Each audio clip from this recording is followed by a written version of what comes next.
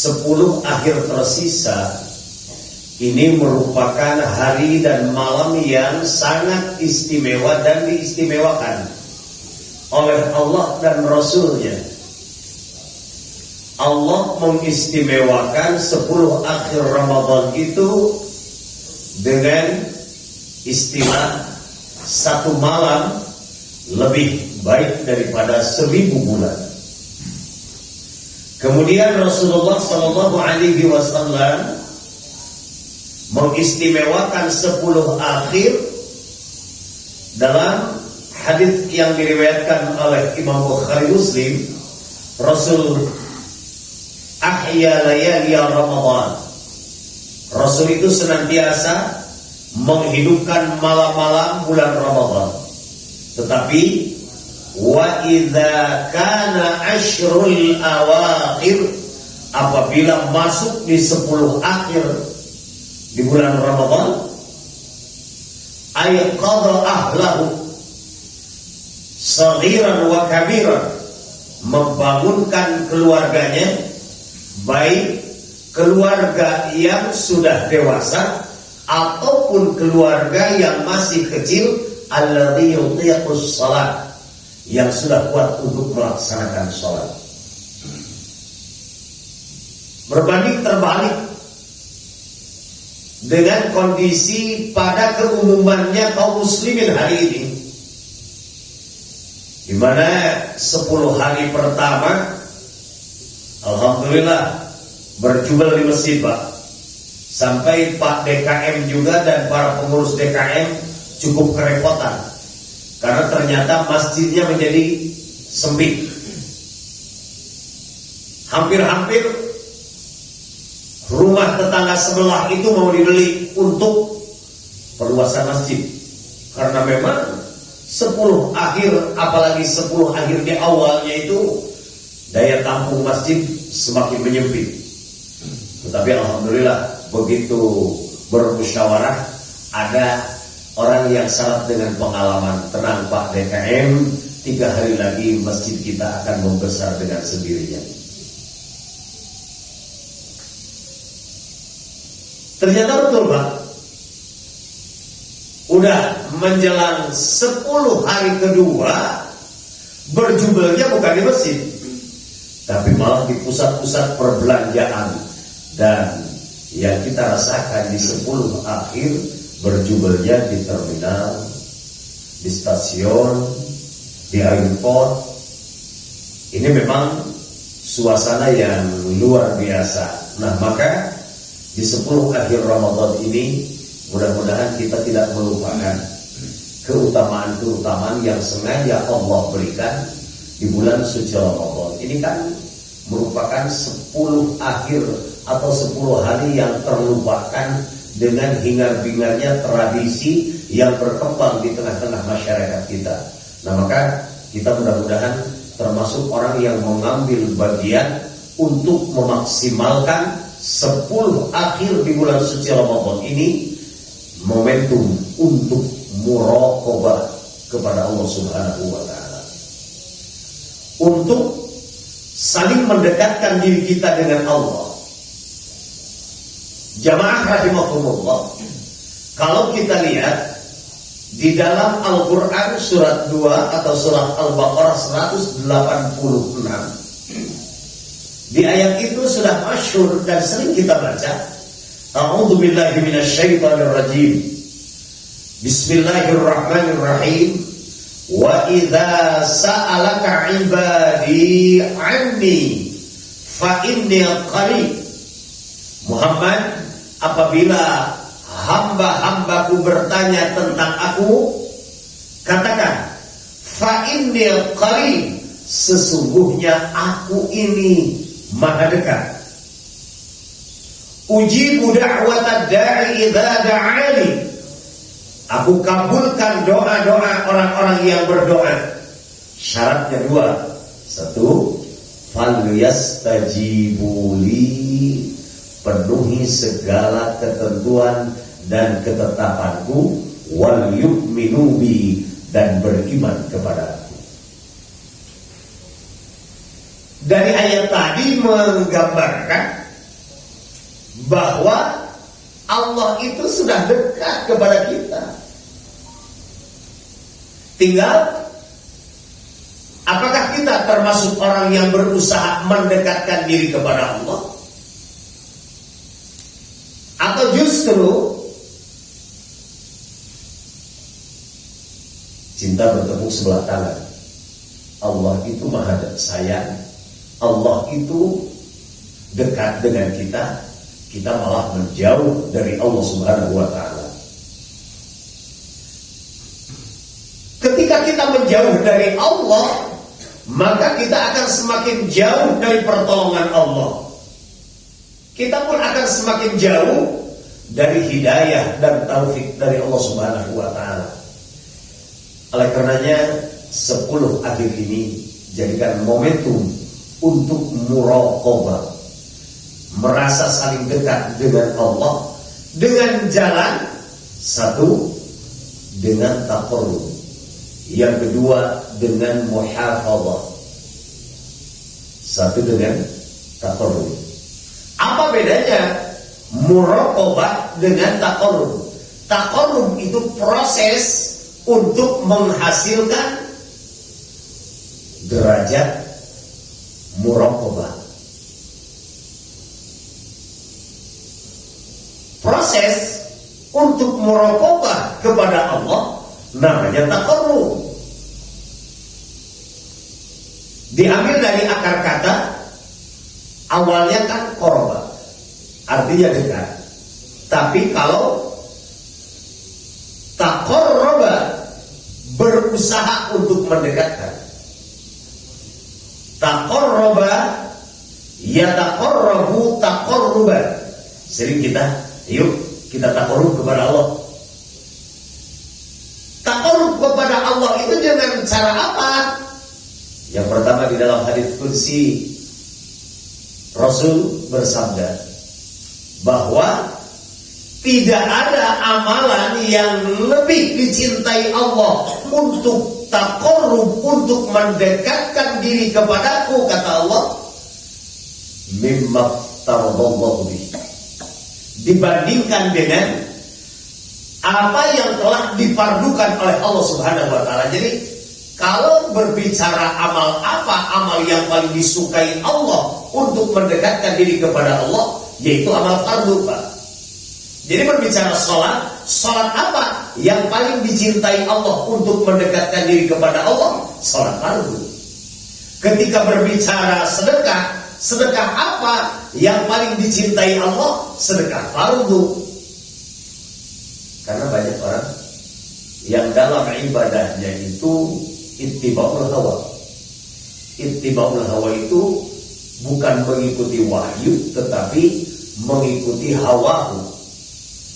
Seorang ulama bernama Ibnu Athaillah menceritakan tentang tanda orang yang dalam ibadah mengikuti hawa nafsu. Al-musara'atu ila nawafil wa takasuli 'anil qiyam bil wajibat min alamati ittiba'il hawa. Min alamati ittiba'il hawa, tanda-tanda orang yang dalam ibadahnya itu mengikuti hawa nafsu. Al-musyara'atu ila nawafil, gesit, gemar untuk melaksanakan amal nawafil, tapi wattakassuli 'anil qiyam bil wajibat, lalai dalam melaksanakan kewajiban-kewajiban. Karena biasanya kalau nawafil itu terbuai dengan fadilahnya, kan. Padahal dalam hadis qudsi tadi tidak ada amalan yang lebih dicintai Allah untuk mendekatkan diri kepadanya selain daripada amalan fardu. Berbicara sholat, pasti sholat fardu. Oleh karenanya, mudah-mudahan kita termasuk orang yang benar-benar melaksanakan sholat fardu dengan sebaik-baiknya.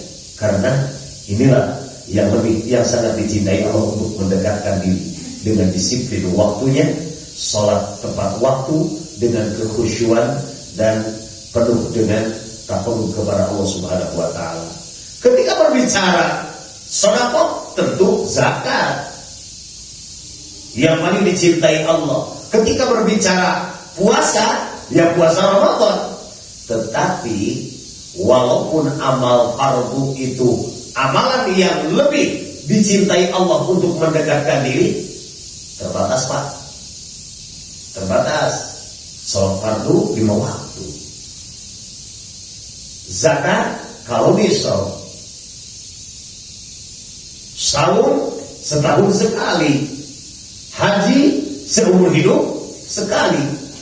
Maka di dalam kelanjutan hadisnya, wala yazalu 'abdi yataqarrabu ilayya bin nawafil, tidak akan pernah berhenti hambaku untuk mendekatkan diri kepadaku dengan amal nawafil, dengan amalan tambahan atau amalan-amalan sunnah.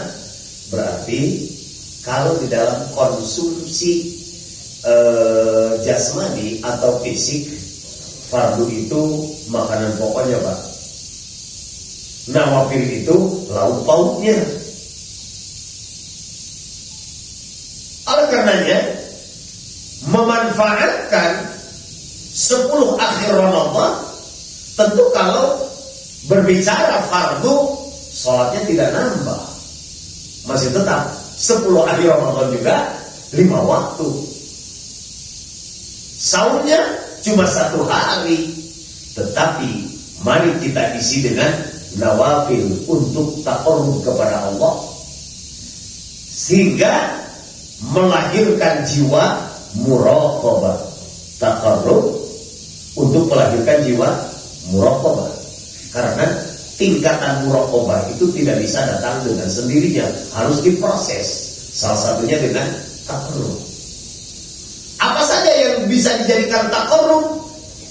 Yang dicontohkan oleh baginda Rasulullah SAW, dan itu merupakan amal yang utama, yaitu memperbanyak dan menjalankan i'tikaf. Apa yang dimaksud dengan i'tikaf? I'tikaf adalah berdiam diri di masjid untuk mendekatkan diri kepada Allah Subhanahu wa taala, lepas dari hal-hal yang bersifat duniawi. Karena dari 24 jam waktu yang diberikan Allah kepada kita, berapa persen yang kita pergunakan untuk komunikasi, untuk dialog antara kita dengan Khalik? Makanya Pak, wajar banyak orang stres karena terlalu banyak berkomunikasi dengan makhluk daripada berkomunikasi dengan Khalik, di mana makhluk itu serba kekurangan. Ketika kita banyak kurang berdialog dengan makhluk yang banyak kekurangan, ya semakin stres, karena semakin nampak masing-masing tidak ada yang bisa memberikan pertolongan. Tetapi ketika kita dekat dengan Khalik yang serba maha segala-galanya, akan semakin tenang, tentram hati kita. Apa sebab? Karena di situ ada taqarrub, proses untuk mendekatkan diri kepada Allah. Salah satunya dengan i'tikaf, berdiam diri di masjid walaupun sebentar. Maka seperti kita masuk masjid, sholat 2 rakaat, sholat sunat tahiyatul masjid, niatkan, saya niat dalam hati saya berada di masjid untuk taqarrub. Ketika kita sudah berniat taqarrub, begitu masuk masjid tidak ada yang kita lakukan selain amalan yang bisa mendekatkan diri kepada Allah Subhanahu wa taala. Mungkin dengan bacaan Al-Qur'an, mungkin dengan sholawat, mungkin dengan zikir-zikir yang lain. Insya Allah dari taqarrub melalui i'tikaf ini, kalau orang yang sudah purna bakti ataupun bisa menyisihkan waktu, insya Allah bisa memanfaatkan untuk fokus berada di masjid. Istilahnya berusaha untuk meninggalkan dunia sebelum meninggal dunia. Apa ini mana? Meninggalkan dunia sebelum meninggal dunia. Karena yang paling berat daripada kita meninggal dunia, dunianya masih tersisa, sementara kita tidak mendapatkan bagian apa-apa dari dunia yang kita usahakan. Kemudian amalan di 10 akhir juga bukan hanya melaksanakan i'tikaf, tetapi memperbanyak bacaan ayat-ayat Al-Quran. Karena Rasulullah SAW lebih banyak membaca Al-Quran di bulan Ramadan, dan terutama di 10 akhir juga banyak melaksanakan taqarrub dengan melaksanakan sholat nawafil, sholat sunnah. Jamaah rahimakumullah. Yang kedua, taqarrub yang bisa melahirkan jiwa muraqabah apabila kita berusaha untuk muhafadzah. Suatu ketika sahabat Ibnu Abbas radhiyallahu taala anhu, beliau berjalan di belakang Rasulullah sallallahu alaihi wasallam.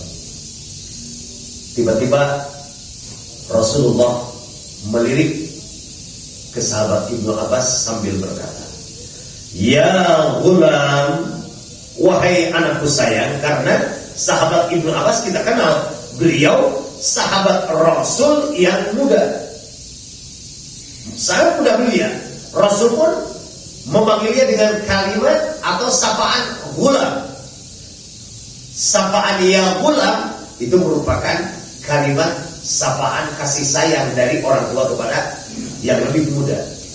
Sambil diusap kepalanya, "Ya ghulam, wahai anakku sayang, inni u'allimuka kalimatin."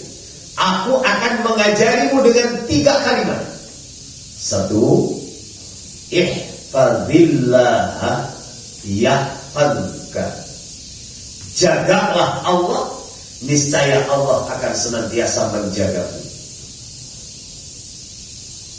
Yang kedua, ihfazillaha tajidhu tujahaka.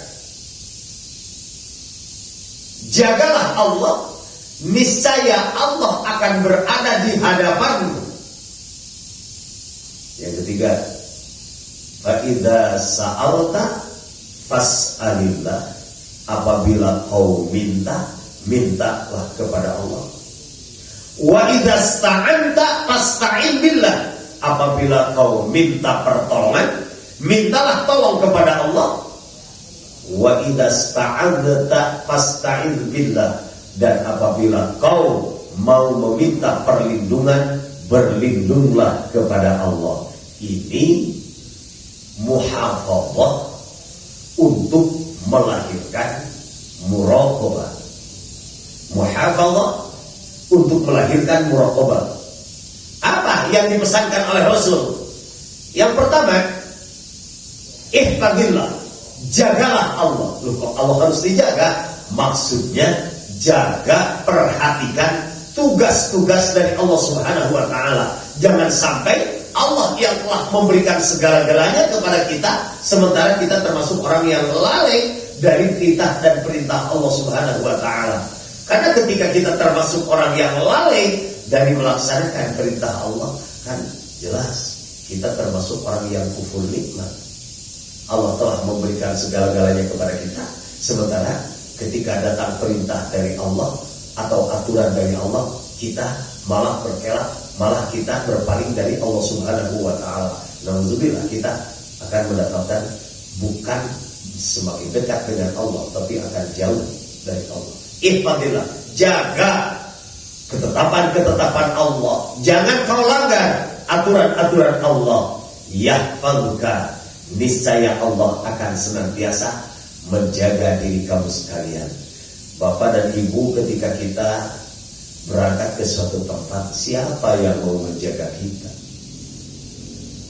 Saya membawa pengawal, tidak ada artinya ketika musibah datang.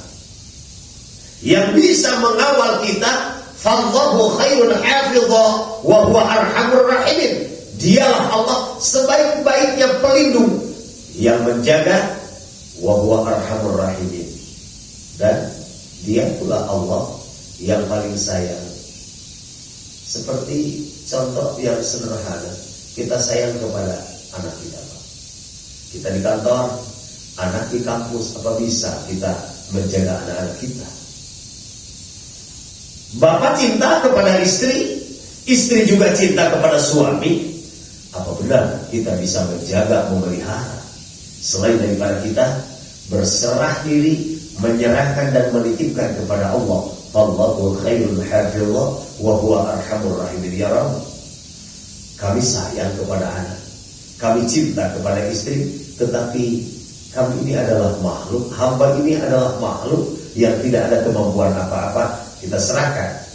Syarat kita harus menjaga dan memelihara kewajiban dan ketentuan dari Allah. Ini pesan Rasul kepada sahabat Ibnu Abbas. Kemudian, ihfadillah tajidhu tujahaka. Jaga tugas-tugas dari Allah.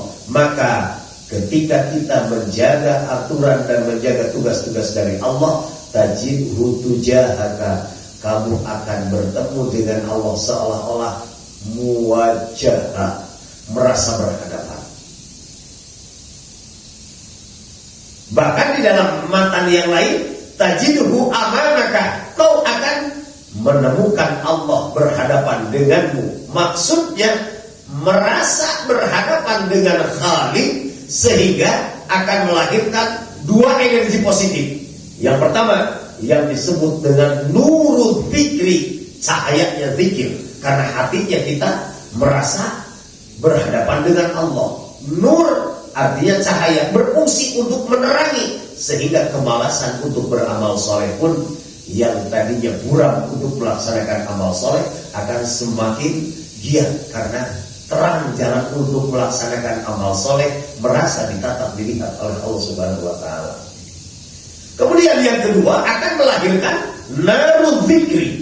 Nar itu kan api. Api berfungsi untuk membakar. Ketika ada hasrat untuk melakukan maksiat, walaupun kita tidak berada pada pengawasan atasan kita atau siapapun yang ada di sekeliling kita, kita dengan sendirinya akan bisa menghentikan, karena Allah yang maha menatap, melihat, wa huwa ma'akum aynama kuntum.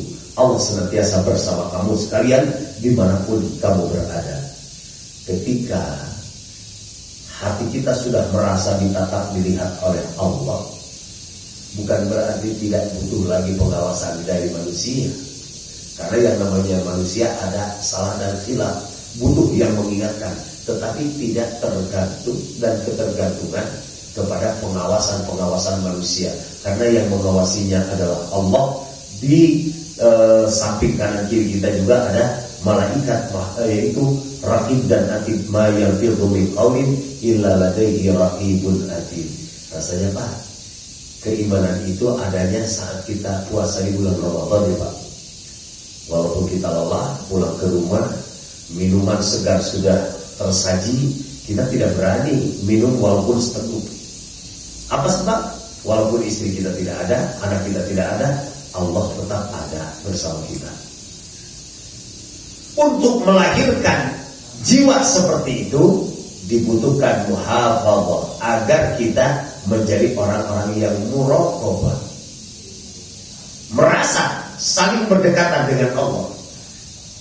Kalau kita sudah merasa saling berdekatan dengan Allah, pesan Rasul kepada sahabat Ibnu Abbas, idza sa'alta fas'alillah. Apabila kamu mau minta, minta kepada Allah. Maka kalau kita sudah merasa dekat, mintanya juga enak Pak. Kalau kitanya masih menjauh dari Allah, padahal Allah sudah mendekat dengan kita, bagaimana kita bisa meminta? Makanya banyak orang yang merasakan hampa dalam kehidupan itu sebetulnya bukan terlalu dipenuhi dan dipengaruhi oleh permasalahan hidup Pak. Tetapi itu biasanya terpengaruh dengan sandaran hidup. Berat dan ringannya masalah itu relatif. Ada yang masalahnya sama tapi dirasakan beda, karena sandarannya beda. Maka ada dua sopir. Saya tidak bermaksud untuk merendahkan salah satu profesi, karena profesi yang halal semuanya juga mulia. Satu, supir Pak Jokowi, 2 supir angkot. Ke jalan raya lupa gak bawa SIM. Masalahnya sama kan Pak? Bawa mobil ke jalan raya tidak bawa SIM. Dan di jalan, masalah kedua, di jalan rayanya juga bapak-bapak dari kepolisian sedang melaksanakan operasi kelengkapan izin mengemudi atau surat kendaraan. Masalahnya sama, tetapi pengaruhnya beda. Kira-kira yang stres itu supir Pak Jokowi atau supir angkot ya? Supir angkot. Problemnya sama, cuma sandaran beda. Supir angkot sandarannya cuma jok angkot. Kalau supir presiden sandarannya joknya sama tapi kekuatan beda. Betul kan Pak? Dalam kehidupan kita juga, ketika kita butuh tapi sandarannya makhluk, ingat jabatan ada akhirnya, uang juga ada habisnya, tetapi tidak dengan Allah. Ketika kita butuh sesuatu, idza sa'alta fas'alillah. Apabila kau mau meminta, mintalah kepada Allah, kata Rasul. Tapi sebelum ada hadis idza sa'alta fas'alillah, di situ ada perintah untuk muhafadzah agar dia menjadi orang yang merasa berdekatan dengan Allah, muraqabah. Wa idza sta'anta fasta'in billah. Ketika kau minta pertolongan, mintalah kepada Allah karena kau sedang dekat dengan Allah. Nah, di sini problem kita Pak, banyak meminta tolong, banyak memohon kepada Allah, tetapi kadang-kadang malah kitanya sendiri yang kurang yakin dengan permintaan kita, karena kita juga tahu diri bahwa kita ini masih banyak menjauhkan diri dari Allah, padahal Allah itu terus mendekat. Allah itu dekat dengan kita. Kemudian yang ketiga, wa idza sta'adzta fasta'in billah. Ketika kamu butuh perlindungan, mintalah perlindungan kepada Allah, karena apapun yang kita takuti, tidak ada yang bisa menjamin dan melindungi selain daripada Allah Subhanahu wa taala. Dengan demikian, jadikan 10 akhir di bulan suci Ramadan momentum untuk muraqabah dengan cara taqarrub dan muhafadzah. Taqarrub, dekatkan diri kita kepada Allah dengan amal soleh yang fardu sudah menjadi amalan pokok, ditambah dengan amalan-amalan sunnah. Yang kedua, dengan cara muhafadzah, jangan sampai kita mengkhianati Allah, jaga tugas-tugas dari Allah, ikuti segala ketetapan Allah, niscaya Allah akan senantiasa menjaga kita, dekat dengan kita. Apapun kita butuhkan, kita tinggal minta. Apapun yang kita butuh pertolongan, tinggal minta tolong, dan Allah akan senantiasa melindungi kita. Demikian yang dapat saya sampaikan.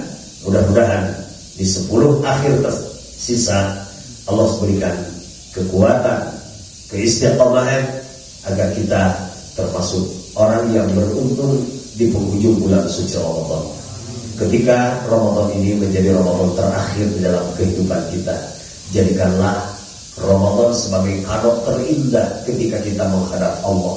Jangan sampai Ramadan berakhir penuh dengan penyesalan. Aqulu qawli hadza wa astaghfiru innahu huwal ghafurur rahim. Allahumma anfa'na bima 'allamtana wa 'allimna ma yanfa'una wa zidna ilma warzuqna fahma. Wal 'afwu minkum. Wassalamu alaikum warahmatullahi wabarakatuh.